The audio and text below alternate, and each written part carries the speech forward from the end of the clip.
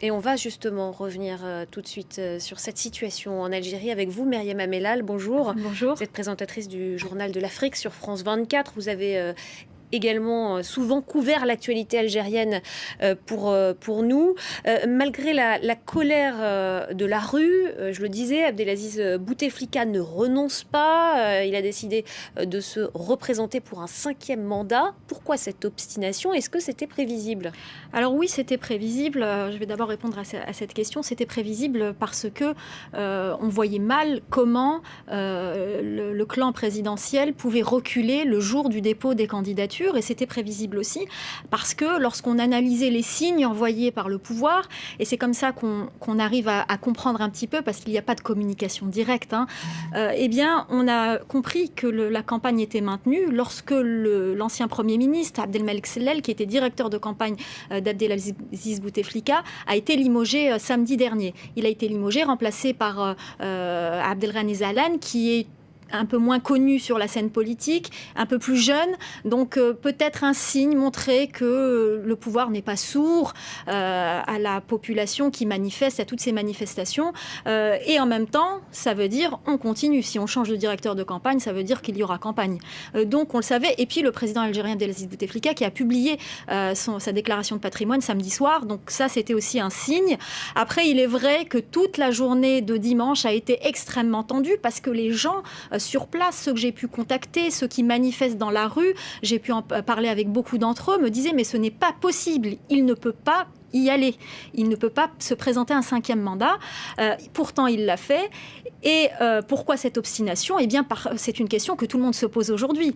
Pourquoi un 5e mandat? Pourquoi ce mandat de trop, en quelque sorte? Le président algérien aurait pu partir avec un bilan même contesté, plutôt parfois positif, en tout cas pour certains. La concorde civile, même si elle est très contestée, beaucoup lui accordent le fait d'avoir fait cette concorde civile et apporter la paix.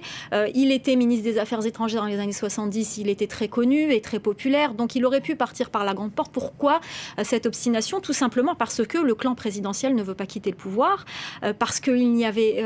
on en parlait depuis quelques mois, depuis le mois d'octobre, quand il y a eu la crise institutionnelle à l'Assemblée populaire nationale, on disait qu'il n'y avait pas d'alternative, que le pouvoir n'a pas trouvé un remplaçant au président Bouteflika, n'a pas pu se mettre d'accord sur un candidat consensuel, et que c'est pour ça qu'on cherche à gagner du temps. Déjà, en octobre, lorsqu'il y a eu cette crise institutionnelle, on parlait de repousser la date de l'élection présidentielle et de se donner plus de temps pour trouver une alternative. Abdelaziz Bouteflika qui donc ne renonce pas, mais qui a tout de même fait des propositions. Alors il y a eu des propositions hier lors de la lettre lue par la télévision algérienne. Il propose une conférence nationale, ce qu'il avait déjà fait lorsqu'il avait annoncé qu'il serait candidat il y a quelques semaines. Une conférence nationale qui prévoit une consultation de la population, de la société civile, et qui prévoit aussi l'organisation d'un référendum, une révision constitutionnelle, et surtout il a parlé d'élections anticipées. Alors c'est l'une des propositions du président. Beaucoup aujourd'hui se disent mais pourquoi élection anticipée? Pourquoi ne pas tout simplement ne pas se présenter et faire cette élection maintenant? C'est une question que les gens se posent. Ces propositions ont été... je pense que le peuple a pris acte de ces propositions, mais est-ce qu'il est convaincu? C'est toute la question. Est-ce qu'elles sont de nature, ces propositions, à calmer un peu les manifestations? Voilà, on vient de voir... Vous avez la réponse. Justement, elles ont repris...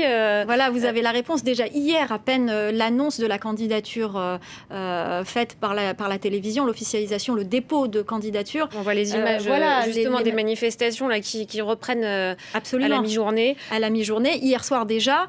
Et il faut tout simplement remettre les choses, parler des faits. Les faits, c'est que cela fait 10 jours que les gens manifestent contre ce 5e mandat. C'est la principale revendication.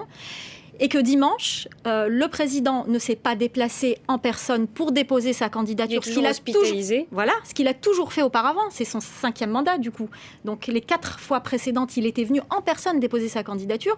Cette fois, il envoie son directeur de campagne.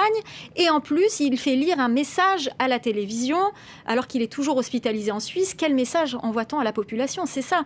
Et la réponse, elle est là. Les manifestations dans les rues, hier soir déjà, et aujourd'hui, et un appel à une grande manifestation manifestation vendredi 8 mars pour la journée de la femme et qu'il faudra suivre bien sûr de très près. Et cette situation, évidemment, elle est suivie aussi de très près par la France, par le Quai d'Orsay, la France qui a des liens très particuliers avec l'Algérie. Des liens très compliqués, très particuliers. On résume souvent ça par « je t'aime, moi non plus ».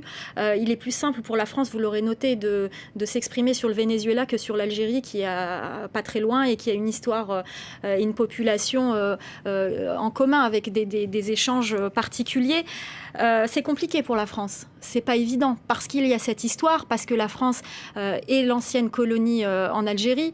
C'est compliqué. Quoi que la France fasse, ça sera mal interprété. Si la France fait un commentaire pour les manifestants ou contre le régime, ce sera de l'ingérence. Si elle ne le fait pas, pourquoi ne l'a-t-elle pas fait?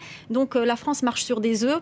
C'est très compliqué et il faudra vraiment faire des pirouettes, je pense, pour pouvoir s'en sortir et arriver à commenter et s'exprimer sur la situation en Algérie. Et il y a une forte communauté algérienne en France qui attend probablement que les autorités françaises s'expriment.